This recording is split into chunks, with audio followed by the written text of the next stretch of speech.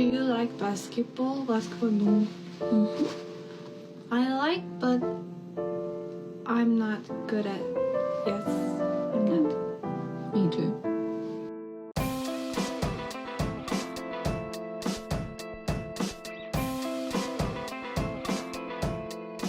You know what I've been thinking about lately? What? I don't know. I don't know how you What do the it. heck? Every episode you come in and you say, you know what I've been thinking about lately? Then you have something so beautiful and insightful to say. I guess I hate going to coffee shops on Saturday mornings. One of the best things about this job is I go to a coffee shop when nobody is there all the time. I like when I'm out and about. I look the most deserted coffee shop possible. It's beautiful. And then this morning, one of those same coffee shops, mind you, I said to my fiance, "Let's go there." I know I don't think you've ever been there. I'll take you there. It'll be a nice experience because it's always No so one's peaceful. ever been there. I'm the only one. I mean, I don't even know how it's still a business at this point, truly. And we round the corner, and it's like I could see the line. Okay. Ew. Okay. And so yeah, but silver lining, chilaquiles for breakfast, which was pretty sick. So that overall, once I got like situated, sat down, and everything, it was fine. But it was also weird because when I go there, it's like you walk up to the counter and you order stuff. But I also go at 2:30 in the afternoon when nobody's there. When it's busy, if you're ordering to go, you walk up to the counter. But if you're gonna eat there, you like seat yourself, and a real waiter comes and like waits on you. Did you wait in line? For a minute, but then spam sheep. Everyone spam sheep. Dude, Pwn him for this. Okay, well, let me ask you this. Let me ask you this question. Riddle me this. Let me riddle you this. I didn't read the sign. My fiance read the sign, and so she knew we need to go sit at a table right now. But I didn't read the sign because I'm just not a sign reading kind of guy. And so is that more or less sheep pilled, I guess, is to like read into a bit directly in front of you right when you walk in. And so it is on me for not reading it. But like I just did what I always do, which was, go wait in line to get a coffee. But that's not how they do it here when they're busy, I guess. No, I like signage and I like designated areas because the number one thing I hate is when you order a coffee to go and there's no room for you to stand anywhere and they don't tell you to go anywhere and then you're just in literally everyone's way. The other people working there, the other people trying to order, and yeah, it's just a horrible. And then you're like you feel like the barista's like, can you quit fucking looking at me? It's not your drink. They're like, take out for Patrick, and it's like, I'm not okay. I'm not. You got to keep peeking, yeah. And then it gets if it's like 8 minutes have passed, it's like, do they remember me? Like, yes, that happens as well. They're prone to forgetting. So, but then if you say maybe something, I have a Kuroko type phantom element. Yeah. Ooh, fuck. I was about to. Then if you say something. Well, no, it wasn't even that. But like, if you say something, you feel like a jackass because it's like I don't want to ink it. This is somebody who's doing their job right now, and I get that this is a part of their job, is to serve me, but they should just shoot me in the head and be done with it. Yeah, that did happen at this. What I was gonna say, a different coffee shop, that area that you're talking about, where you stand and you're in everybody's way, but it's where you're supposed to wait for it to go coffee. At this coffee shop, it's also directly in the sun, and so like it's already I'm overstimulated and I'm upset. You're and then dripping by the time it gets to you, and you don't even want a hot coffee anymore. Yeah, it's 50 degrees outside. I threw a light jacket on. Hey, go stand in the fire for me real quick. So, yeah. But this one, you become a regular there, you get skin cancer. Yeah, or you get super tan and nothing bad happens to you. Wow. Because that's the people don't talk about the upsides of cancer. You only ever hear about cancer, but most of the activities that give you cancer, there's a lot of pros and cons to it. Smoking, you look cool. Tanning, you look, sexy. I don't really think I would look that good tan, but whatever. Chernobyl, ended up being a really interesting story that The TV had a show. great HBO series made of it. Mm-hmm. Now, And would I sacrifice the show to make sure that didn't happen to those people? I'm not God, so there's no point in me yeah, chiming in. I didn't hit the domino, dude. I Yeah. just turned the TV on. And I mean, where is that in Ukraine? Mm-hmm. I mean, I don't know. I don't Who's think to the say weather's what that that could be? nice there. What if an even worse person owned the Grizzlies because I stopped Chernobyl or Oh something? my god, dude! And talk. Oh my god, Tom Dundon, what a loser, man! It's like, Yeah. I mean, I've said it before. It's a collection of the biggest losers on the planet. Is the NBA in the front offices? Mm-hmm. And But then we yeah, also got the Blazers guy this last week being yeah, like, that's Dundon. "Oh, that's Dundunts. Dundon." I thought so. Who owns? Is Mara owns the Grizzlies? Robert Para. Para. And Okay. then Ryan Smith, the Jazz owner, went on Bill's podcast. I didn't listen to that yet, but he's a young guy. He must be in his 40s, Yeah. maybe 50s. Yeah. I did see that.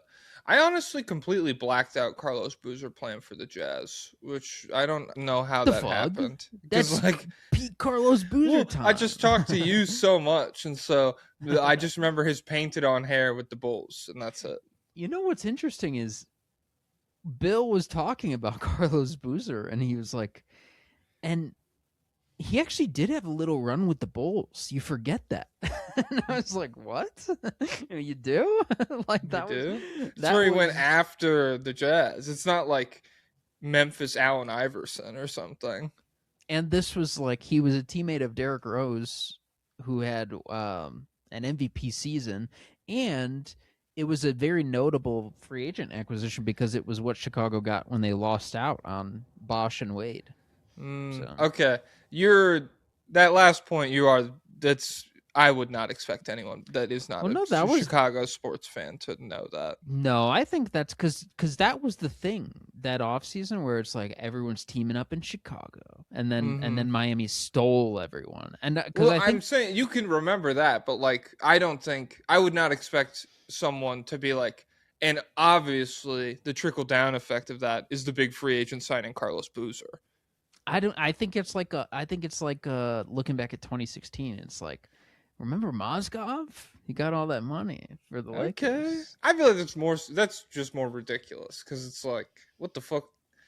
Obviously, I don't know what he is not going to produce $25 million worth of shit, but whatever. The real lost media is Carlos Boozer on the Cavs as a LeBron teammate. Oh yeah, that's LeBron teammate killer, forcing guys out as always. Yeah, he's not just going to come here and be the best player. You guys know that. You guys know that. It's me. Oh, who was that? I don't know who that was. The whole locker room, pretty much. I don't know who that was. Some guy. Hey. We remember LeBron. We don't remember you, I guess. Yeah. So, shout out to Carlos Boozer, I guess. I really don't know what's gonna happen with this draft. It's still just like wars on my timeline where I don't know. Do you feel like a lot of Wizards fans are upset because they feel like Brian Windhorst and the mainstream media are manufacturing consent a bit, where it's like, if we put out enough stories about them being open to trading the number one pick, eventually it'll have to happen. But then I'm like, What? Wait, so they think AJ is literally next Tracy McGrady, and the NBA media is they're trying to strong arm him out of our nation's capital. Okay, and then who do they think? The Jazz, I guess. That's great. Just such a hilarious, like, Big Brother looming entity in the background. The fucking Jazz won't leave us alone. It's all in cahoots to get the money. Follow the money. It'll take you to some crazy places like Salt Lake City, Utah. Well, I said in my video that I posted in case the Jazz won the lottery and it was rigged for them, that Mormons are very popular right now. There's a lot of Mormon reality television shows. Mm-hmm. They're a very wealthy group in general. They're having kids at a crazy rate. Why don't we speed run Mormon like Scientology? Speed run? Oh, in the temples? No, I think Mormons have things much better set up. Oh. They probably have some Polynesian linemen guarding the doors or something. Did you watch the HBO series Neighbors? No. What is that? It's That like a doesn't sound reality familiar. TV show about I only watched the first 2 episodes. I want to finish it, but it's about like crazy disputes between neighbors in America. And so like one is like way out in Utah. There's like these two guys who are like arguing over whether or not one of them can have a gate on his property, and it's spiraled into like you know, just like the Yeah. like it's a pretty good, I don't know, I thought it was an interesting look into like Americans are so insane, and like owning property makes you an insane person. But there's a character in one of the other episodes that's like a free speech defender, where he goes around being like, I'm recording everybody on this beach. If you have a problem with that, fuck you. And a lady's like, my kid, can you watch it? He's like, I'm not going to watch my fucking language because your kid's here. I don't give a shit. And that guy, I guess, infiltrated one of his like projects was he infiltrated and recorded a ton of like the secret Mormon rituals and Okay. stuff. And so, yeah, I guess they do have it. It's a little more difficult to reach those sanctums than maybe Scientology. That reminds me, you remember Jay Oma, right? The lawyer guy who like Let me look him up. he posts TikToks and he's like, what did they have you in for? And it'll be like domestic abuse. And he's like, what did they have? And it's like video of me doing it. He's like, what did I get you? He's like 2 weeks probation. The Asian lawyer guy in Texas. I have never seen this guy, but that is funny. Really? I feel like we talked about it a long time ago because he was big for a while. Where like it was just because to promote his law firm, he just has the worst people in the world talk about how he got them out of sentences and stuff like that. But I saw even he was like, they were talking to him about Chud the Builder. He was like, he's trying to claim self-defense? Nah. every legal expert I see is like, no, he's done so. Nah. Well, it's fun. It's cool because you get both legal experts and every conservative guy. Nick Fuentes is like, yeah, obviously that guy's going to fucking jail. And it's like, yeah, it's just like everybody. The captive dreamer guy on Twitter is like, what do you think of prosecutions? The screenshot where he's like, season finale is me shooting a black guy in the street. I hope you're all ready for that. And it's like, yeah, obviously this is you meditating. You know how you're pre-action right now and you're meditating on it? Yeah, it's not going to go whatever. But hey, I mean, I thought Kyle Rittenhouse would get in trouble too, and nothing happened to him. So maybe there was something going on with him recently. I think he's like he had surgery for something. He posted big, he right? got boobs. Wait, what? He got boob implants, and he posted a picture of it after. Yo, all right. Yo, Kyle Rittenhouse, big naturals. Well, they're I guess big fakes, big artificials. Yeah. No, I think he had like a heart attack or something. Why was Kyle Rittenhouse that must have been it. In the hospital? And of course, Twitter. When I search Kyle Rittenhouse, a venomous spider bite. Okay. Oh, okay, cool.